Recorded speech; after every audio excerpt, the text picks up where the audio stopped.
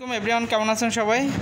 আজকে হচ্ছে খুবই সতর্কমূলক একটা ভিডিও দেখাচ্ছি যে সামান্য ভুলের কারণে মানে মারাত্মক একটা আর কি বিপদ হয়ে যেত। যেমন হচ্ছে এই ঘড়িটা হচ্ছে আমার দেয়ালে লাগানো ছিল, এই হচ্ছে ঘড়িটা। তো ঘড়িটা হচ্ছে সকাল থেকেই হচ্ছে ঘড়িটা বন্ধ, ঠিক আছে। নতুন ঘড়ি বাট হচ্ছে ব্যাটারিও নতুন, বাট ঘড়িটা চলতেছে না।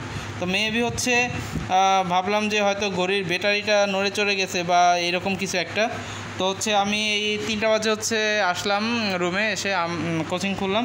তো আমার এক স্টুডেন্ট, ওকে বললাম যে আর কি ঘড়িটা হচ্ছে তুমি একটু নামাও নিচে, ঠিক আছে। তো ঘড়িটা যখনই হচ্ছে ও নামান ধরছে, তো ঘড়ির পিছনে হচ্ছে একটা সাপ। দেখেন সাপটা আসলে কি সাপ তা আমরা বুঝতে পারতেছি না, আমি জুম করে দেখাচ্ছি। এই হচ্ছে সাপ, একদম ঘড়ির পিছনে হচ্ছে সে বসে আছে, ঠিক আছে। তো আল্লাহই বাঁচাইছে হচ্ছে যে ওকে আল্লাহ তাআলা মানে কোনো হয় নাই, মানে লাভ দিতে পারে। এই হচ্ছে দেখেন একদম বিভিন্ন মানে আমি কখনো দেখিনি এরকম কালারের সাপ, দেখিনি কখনো, ঠিক আছে। এই কালারটা আমি কাছে যাচ্ছি না কারণ হচ্ছে যে কোনো সময় লাভ দিতে পারে। তো এই হলো অবস্থা। দেখেন যে আমিও তো ভাবতে পারিনি যে আসলে ভিতরে এরকম, আমি কখনো তো মানে দেখিও নাই যে এরকম যে মানে সাপ বা হচ্ছে ঘড়ির পিছে হচ্ছে সাপ থাকে বা কোনো কিছু থাকতে পারে। ওকে তাহলে তো আমি বলতাম না যে তুমি ঘড়িটাই করো।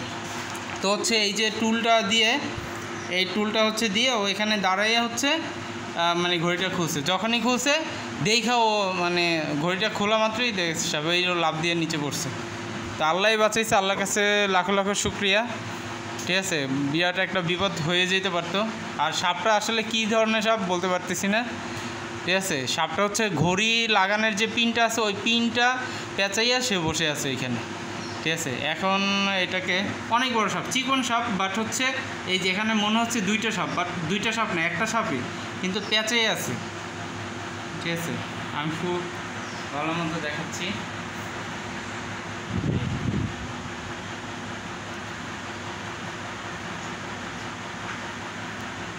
তো যাই হোক, মানে যে কোনো বিষয়টা হচ্ছে বা যে কোনো জিনিসই সবাই যখন বাড়িতে হচ্ছে এরকম ঘড়ি টড়ি খুলবেন অবশ্যই একটু সতর্ক দিয়ে হচ্ছে কাজ করবেন, ঠিক আছে।